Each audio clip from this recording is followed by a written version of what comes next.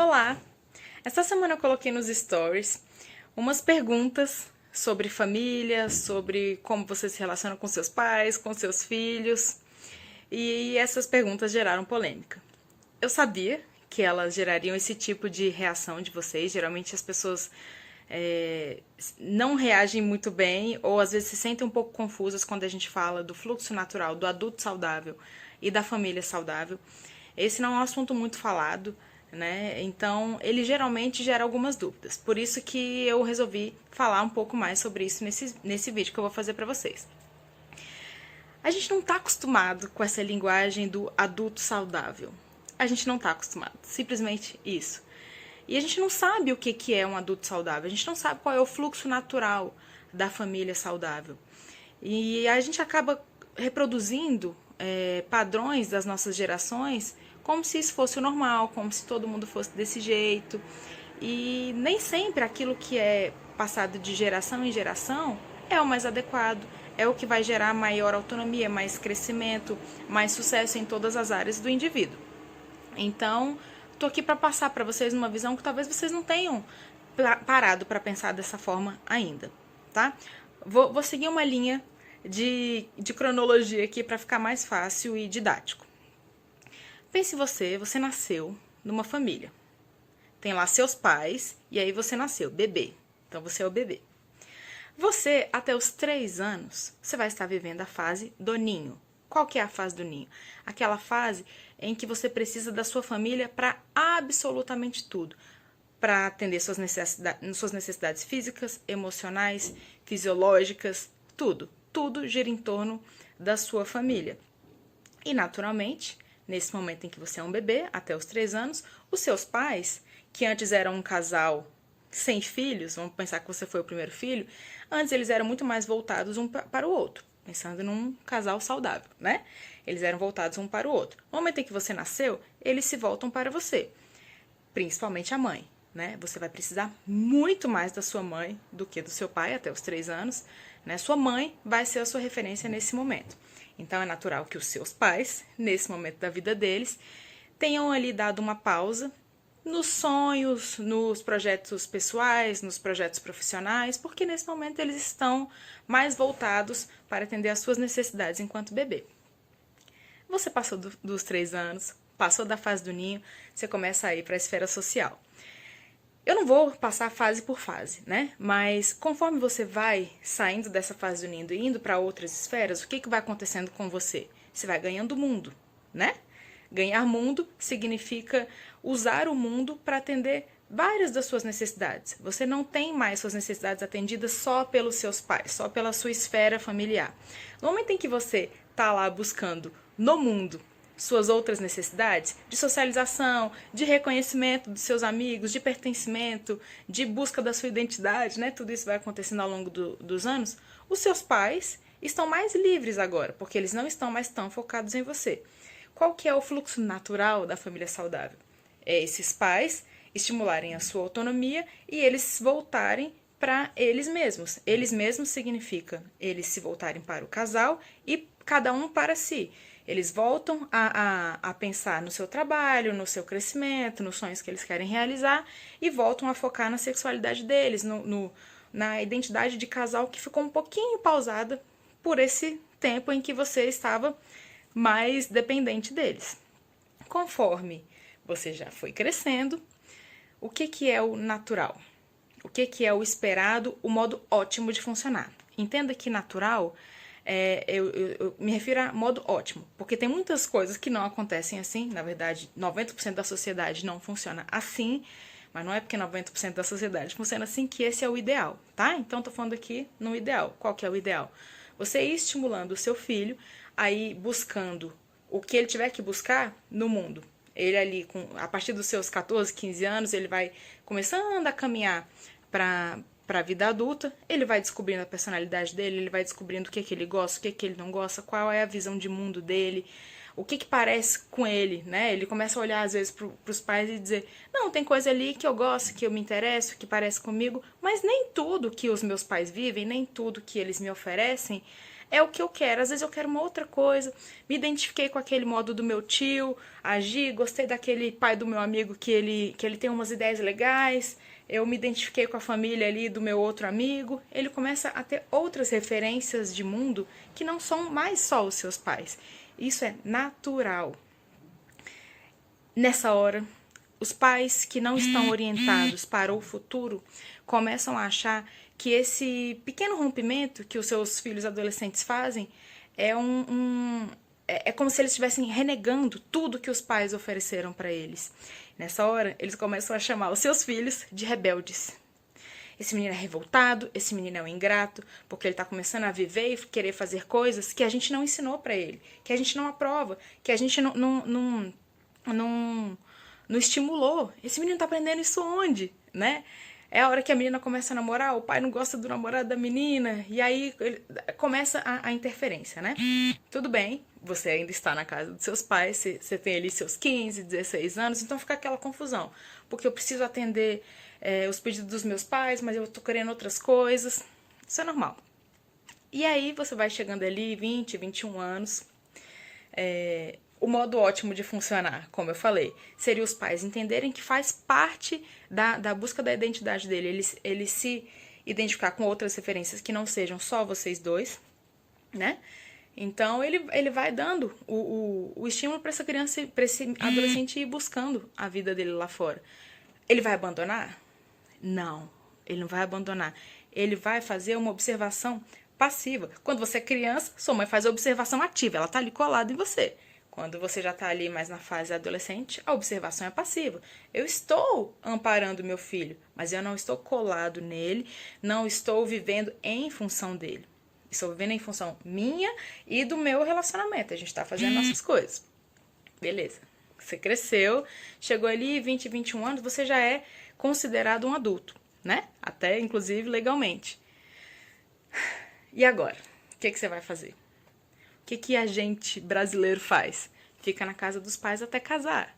Esse geralmente é o padrão. 30 anos, 35 anos, você está na casa dos seus pais. Esse é o modo saudável de funcionar?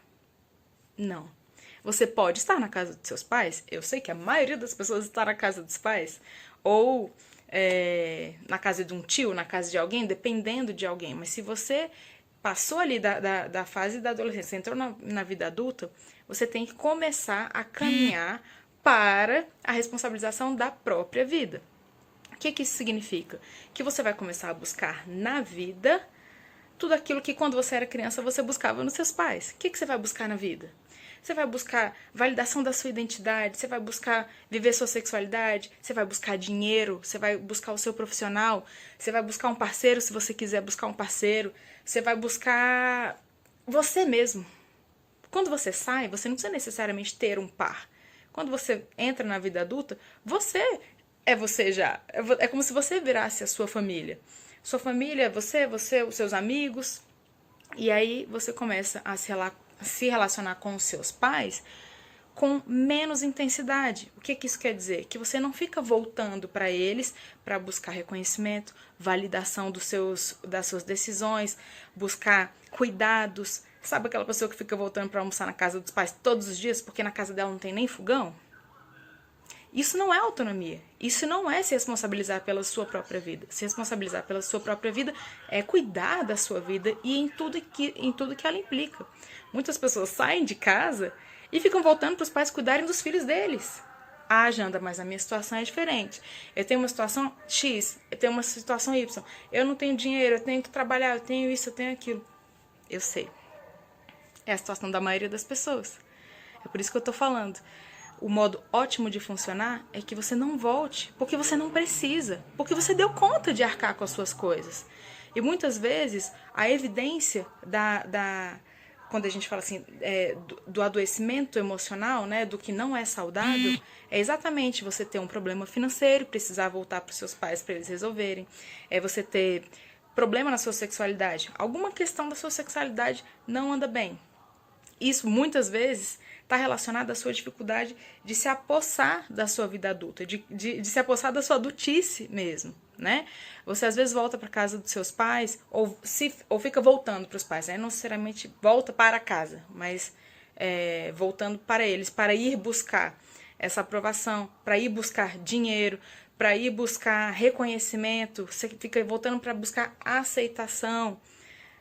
E aí o que isso implica? Muitas vezes você começa a ter dificuldade em arranjar um emprego legal, um parceiro legal, a evoluir na vida, a construir sonhos, porque às vezes você está preso em voltar para a sua família de origem, buscando o que você tinha que buscar no mundo, né? E como que isso acontece? Por que eu estou voltando para os meus pais ao invés de estar... Por que eu estou voltando para os meus pais ao invés de buscar na vida? O que seus pais ensinaram para você? Será que seus pais estimularam sua autonomia? Será que seus pais te deram permissão e autorização para dizer assim, vai meu filho, você tem mais aqui mesmo? Ou você ouviu que era uma ingratidão, uma injustiça, uma sacanagem, você fazer aquilo que eles não aprovam, você ir seguir sua vida e deixar eles para trás, você, de repente, encontrar um parceiro, se casar com alguém que eles não aprovam. Será que isso não aconteceu com você? Será que ganhar dinheiro faz você... eu estou ganhando dinheiro agora, então eu tenho que ir lá ajudar meus pais? E muitas vezes você fala, cara, se eu tiver que ficar ganhando dinheiro para ajudar meus pais, não está compensando. Então, eu nem volto para... Eu nem tenho estímulo para ganhar dinheiro, porque eu tenho que ficar dando dinheiro para os meus pais. São muitas coisas que podem acontecer que te impedem de seguir. Tem gente que não arranja relacionamento porque sabe que se arranjar um relacionamento legal, ela vai ter que romper com os pais. Entenda, romper, tornar seus pais desnecessários, não quer dizer não visitar mais os pais, não falar mais com os pais, chutar os pais, abandonar os pais. Não é isso que significa. Tornar os seus pais desnecessários significa não voltar para eles porque precisa, e sim porque quer.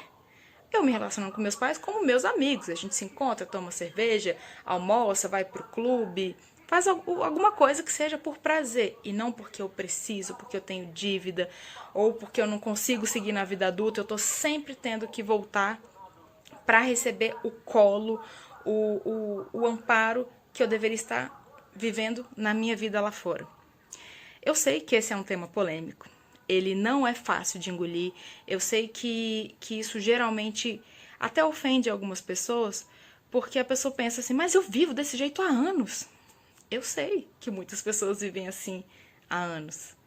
Só que não é porque você vive assim há anos que necessariamente esse é o melhor para você. Então o meu convite é que você olhe para a sua vida e faça uma reflexão. O quanto da minha vida está investida na minha família atual? E a sua família atual é quem? Se você for solteiro, é você com você mesmo, tá? E investir na sua família atual é investir em você, na sua carreira, ganhar dinheiro para você, viver sua sexualidade, realizações. Você com seus amigos. Ou se você já tiver uma família, você com seu parceiro, investindo ali naquela família. O quanto de você é investido na sua família atual e o quanto de você é investido na sua família de origem. Porque se a sua maior energia estiver voltada para a origem, o seu futuro ele fica prejudicado, porque você está deixando a sua energia investida onde não deveria, está para trás, a sua energia está no passado. Aí você vai dizer, mas meus pais são meu presente. Eu sei, mas seus pais deveriam estar cuidando deles mesmos, né?